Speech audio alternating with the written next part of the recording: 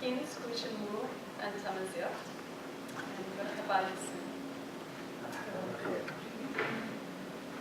First of all, I'd like to echo everyone in saying that this is just a fantastic experience. I learned a lot, and I really am grateful and appreciative to all of my team, my consultants, for sharing their language and culture and music and food with us, not to mention their infinite patience, and the rest of my team for sharing their expertise and just being wonderful to work with. I learned a lot from all of you, so thank you. All right, so today I'm going to be talking about questions and focus in Amazigh. But first of all, these are some of the reasons I wanted to study Amazigh in this practicum. Most of all, I wanted to do this kind of comparative work while documenting the language, and it was great to have speakers of three different dialects in our practicum. And what I did not expect, and what was so surprising to me, is that you could see the different levels of language endangerment in the different dialects, and that it actually showed up in the language structure. And that's something I'll be talking about further. Okay, so first of all, structure of yes-no questions. So we have a question marker for yes-no questions. And in Tashal Heat and Tamazigh, it's is. And in Athis-Nasin, Yamina's Yamina's variety, it's ma. And the question marker comes at the beginning of the sentence. For WH questions, specifically these what questions,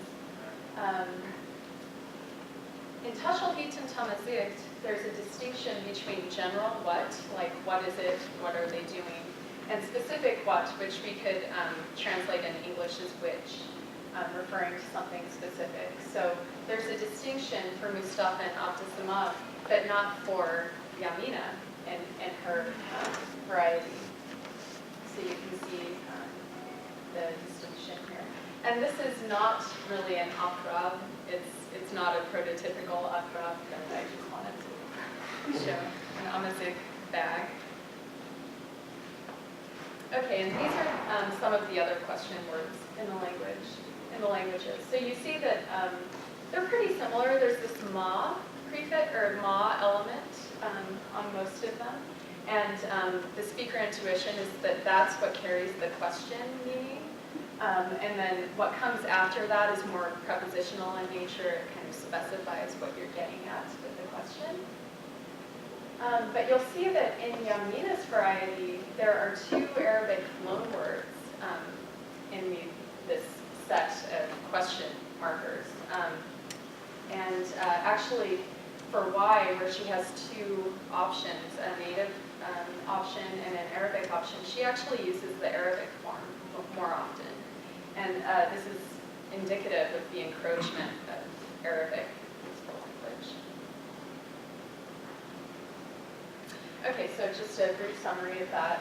The question marker is almost always sentence initial, and it's always pre-verbal.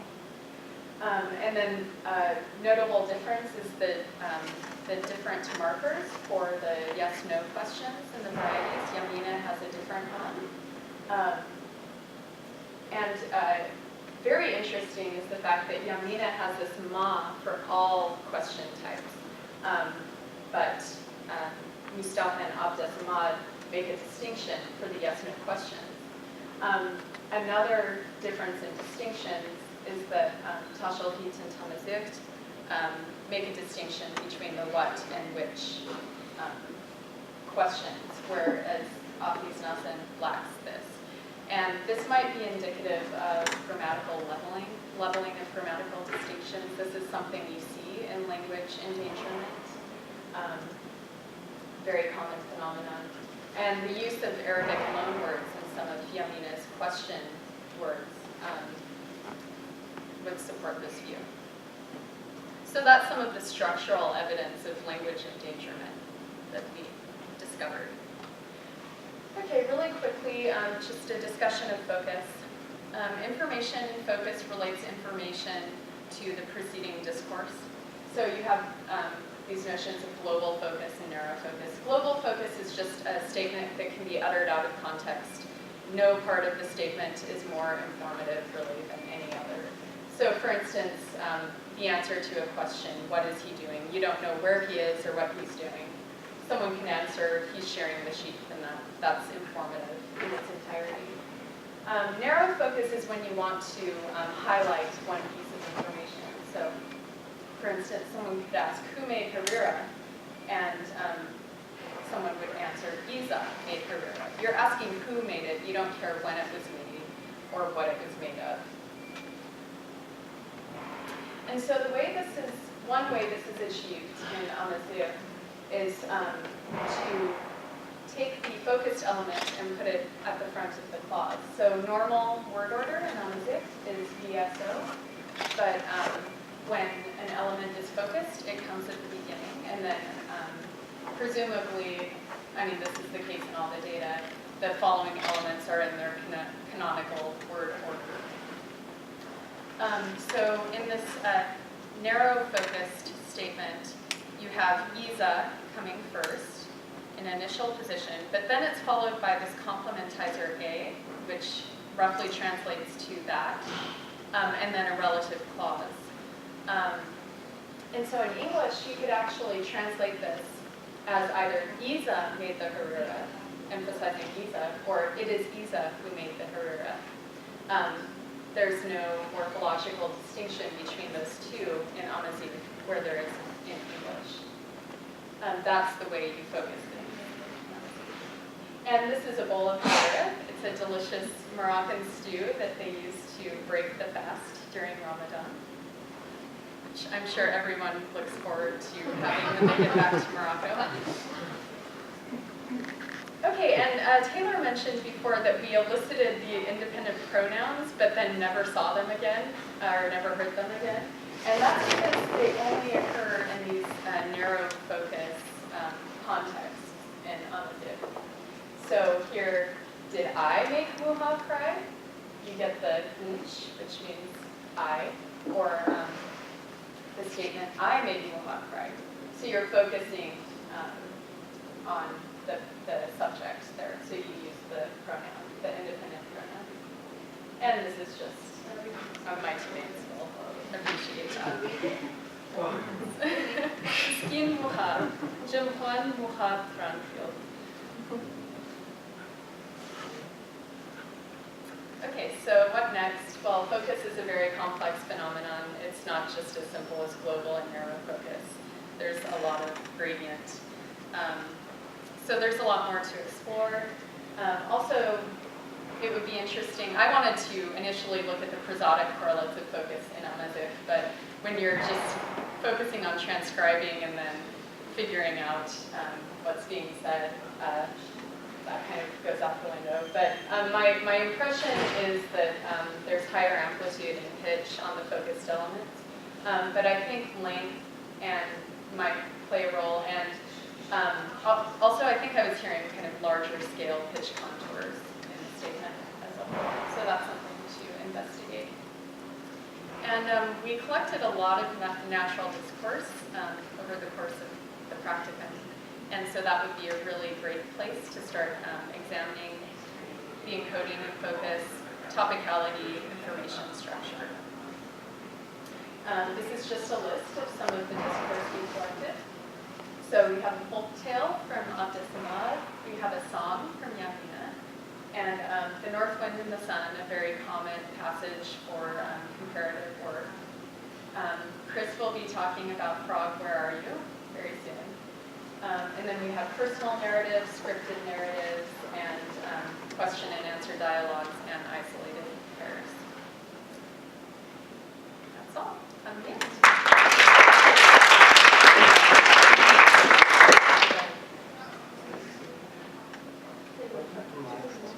What?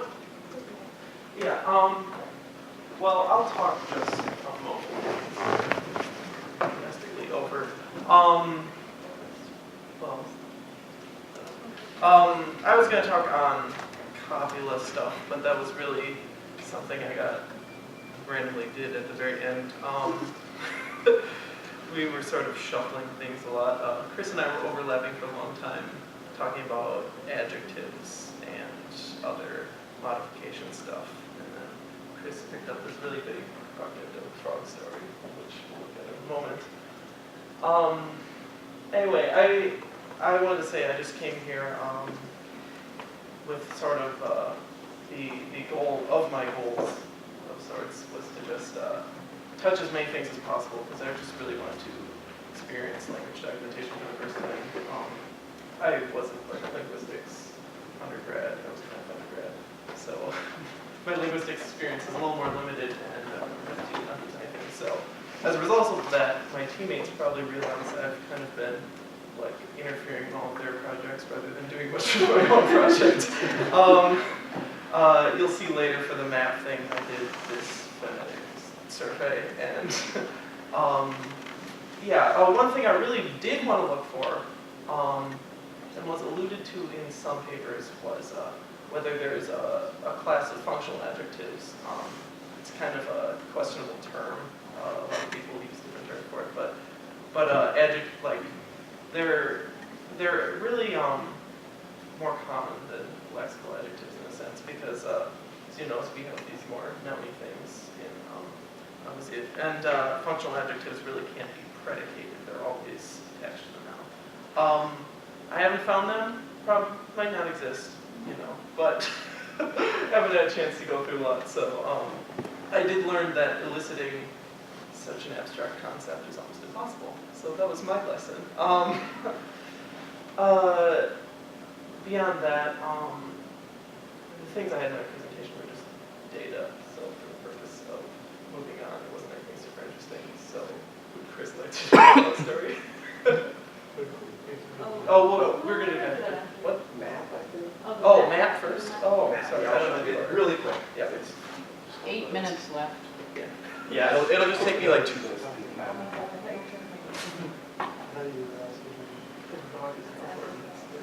Okay. Well, hello again, everyone.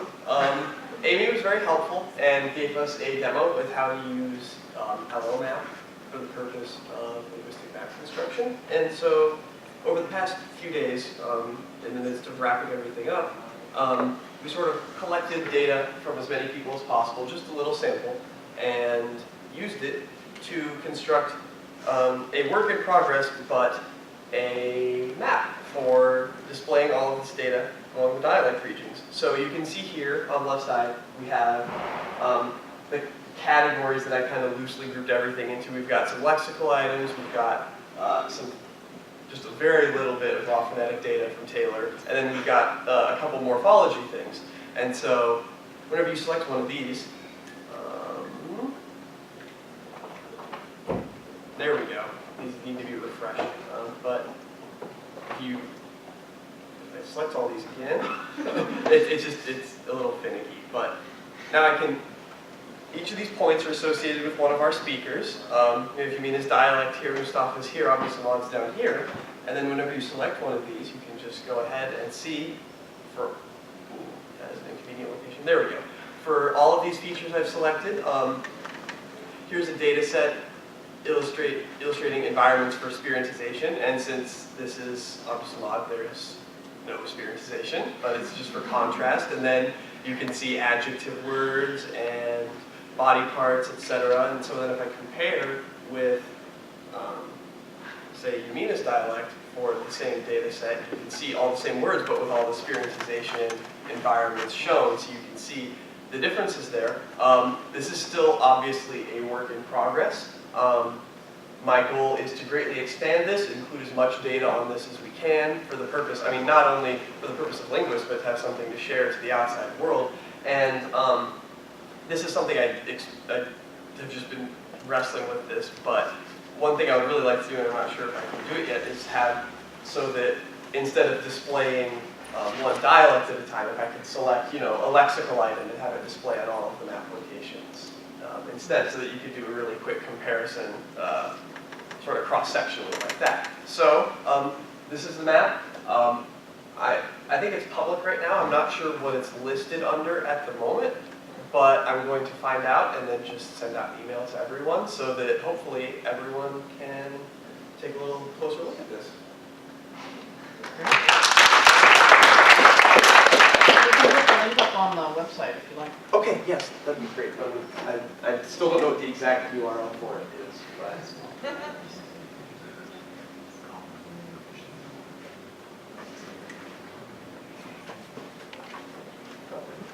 see.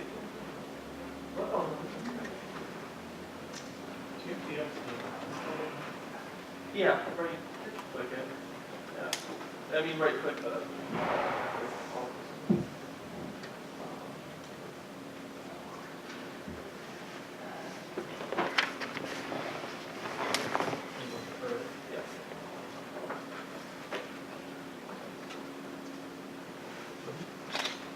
Okay,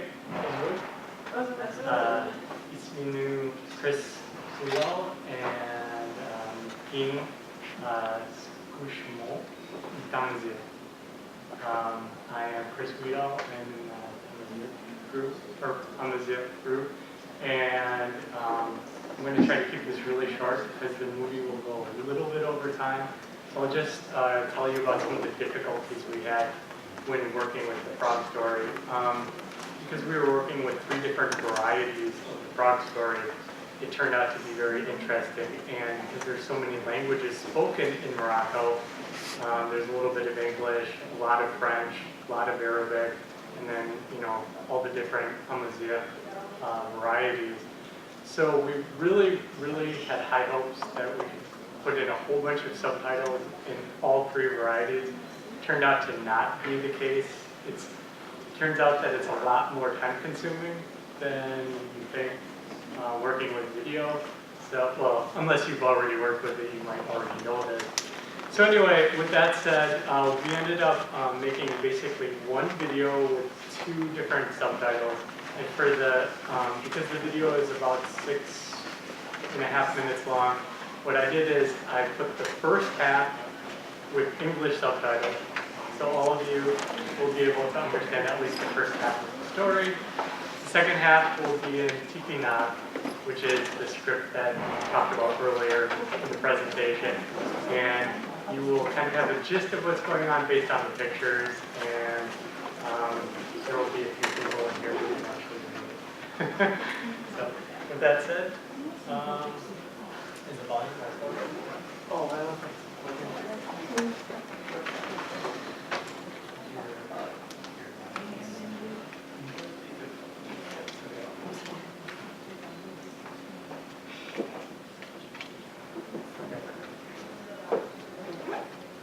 السد راوني نغير القصة العنوان السلونجلي قالت Frog, where are you? by Mercy Mayer.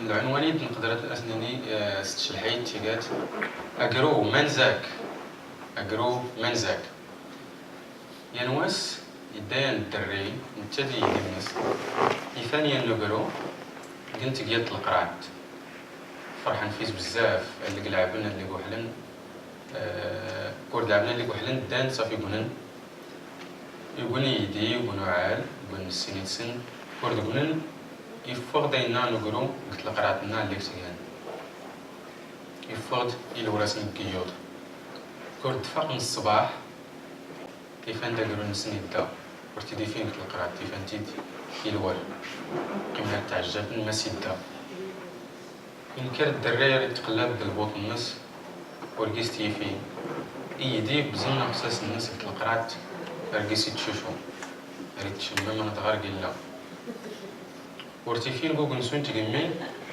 رزمون الشرجم تقمين سن فغند أرفيس تغواتن أرفي قرات درين أرفي قرات درو قرو أقرو منزاكين أقرو منزاكين إيدي تسول تحصلاص القرعت كيخ في الناس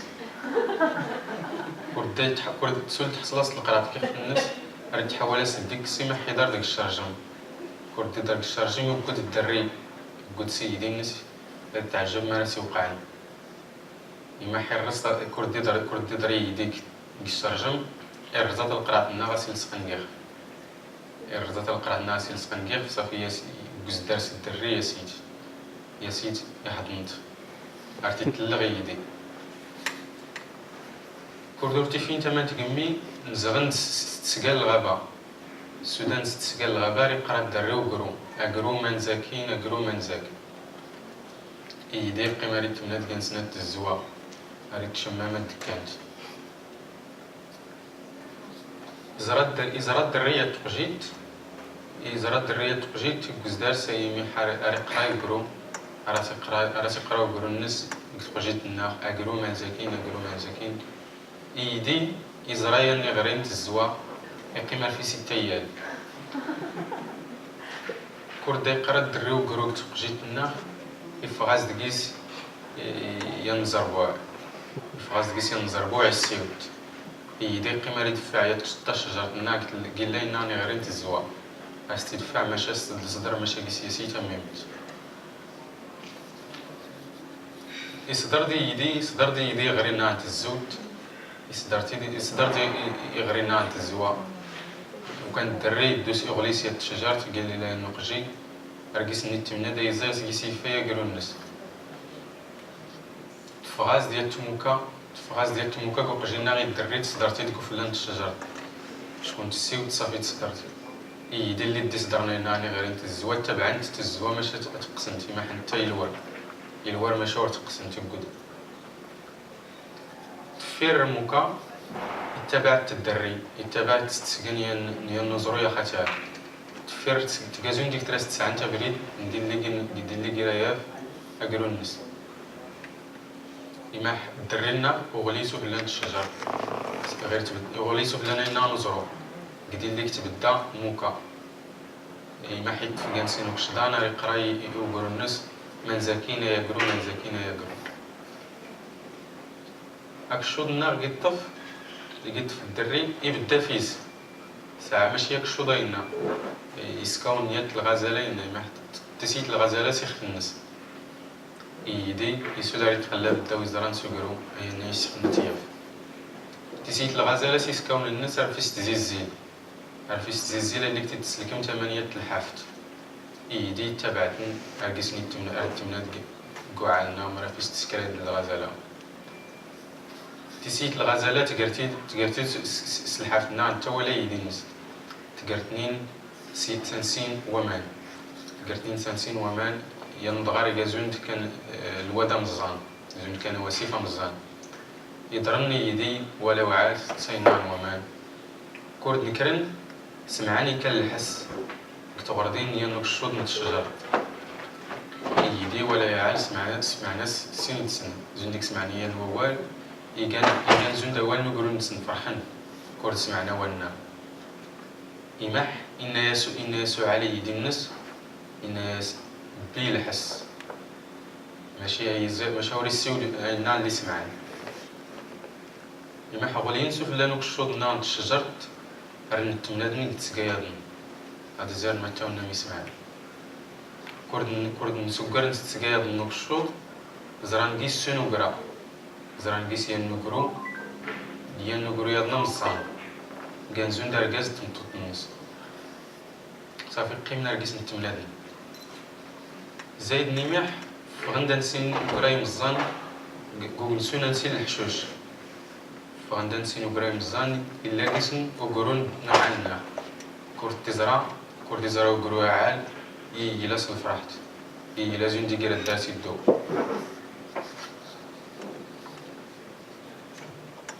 كورد يلا داس صافي سنتي سوم سينا يا سيد يا ويتي داس استقمي الناس الدون فرحان فيس يني ياسني وقرانا عيضني بالسلامة أكني عاون ربي فلختني الشرطة ولا تقل هنا the end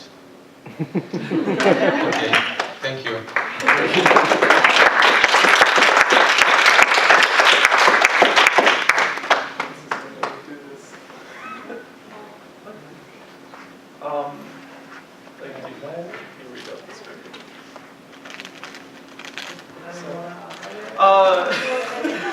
The consultants really enjoy making us speak, so this was a dialogue we were given by Mustafa a long time ago. It's got a little subtext about Mustafa complaining about the weather here. but yeah, yeah. Azul, Azul Ailis Nami.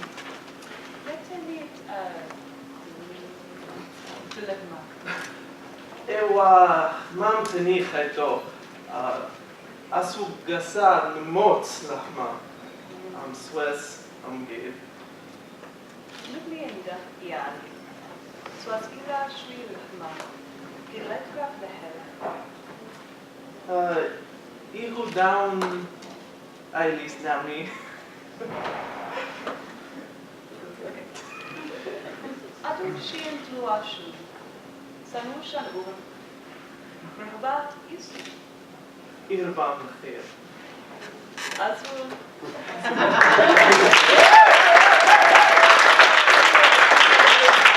Oh yeah. So let's recount it in Really, English. really quick. Okay. What? What? Brother. Hey, daughter of my aunt.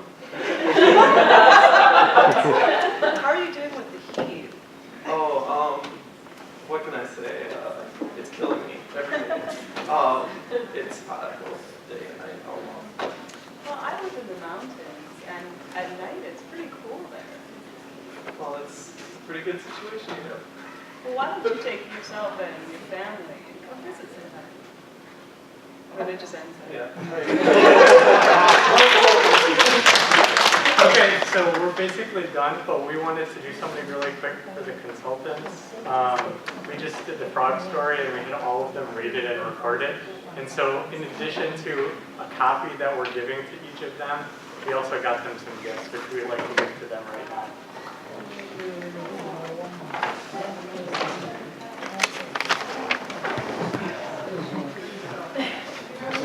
This is for you. Thank you very much. Yeah, thank you very much.